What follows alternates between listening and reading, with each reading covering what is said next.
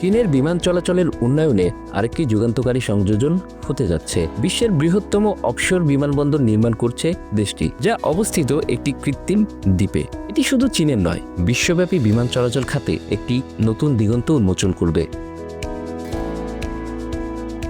চীনের উত্তর পূর্ব উপকূলে নির্মাণাধীন ডালিয়ান ঝিনঝো বে আন্তর্জাতিক বিমানবন্দরটি ইতিমধ্যেই আলোচনার কেন্দ্রবিন্দুতে রয়েছে।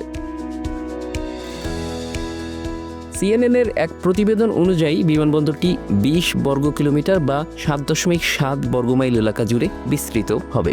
আধুনিক প্রযুক্তির সমন্বয়ে নির্মাণাধীন এই প্রকল্পে ৪টি রানওয়ে তৈরি করা হচ্ছে, যা দৈনন্দিন বিমান চলাচলের চাহিদা পূরণে সক্ষম হবে।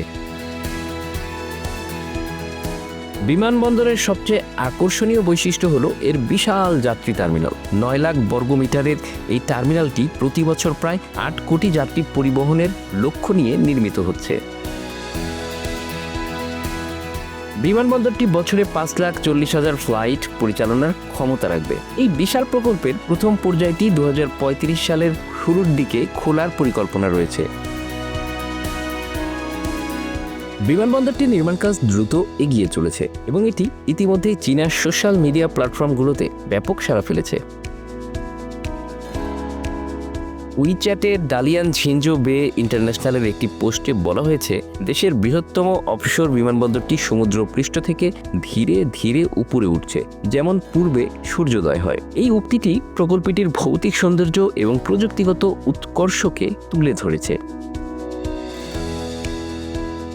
বিমানবন্দরটির নির্মাণে ব্যবহৃত হচ্ছে আধুনিক প্রযুক্তি এবং টেকসই নকশা। এটি শুধুমাত্র একটি পরিবহন কেন্দ্র নয়, বরং একটি প্রতীক যা চীনের প্রযুক্তিগত অগ্রগতি এবং আর্থিক শক্তির পরিচায়ক।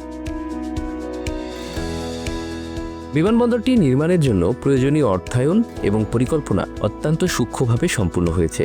প্রকল্পটির জন্য প্রয়োজনীয় স্থান তৈরি করতে সমুদ্র পৃষ্ঠে জমি পুনরুদ্ধার করা হয়েছে।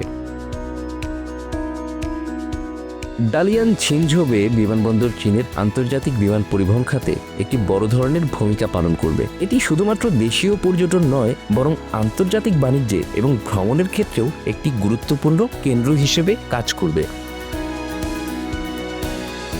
তবে প্রকল্পটির সমালোচনাও রয়েছে। পরিবেশবিদদের মতে এই ধরনের বড় নির্মাণ প্রকল্প সমুদ্র জীবনের উপর নেতিবাচক প্রভাব ফেলতে পারে। প্রকল্পটি সমুদ্র পৃষ্ঠের বাস্তুসংস্থানকেও পরিবর্তন করতে পারে এবং স্থানীয় জীববৈচিত্র্যে প্রভাব ফেলতে পারে। Bangla affairs news desk.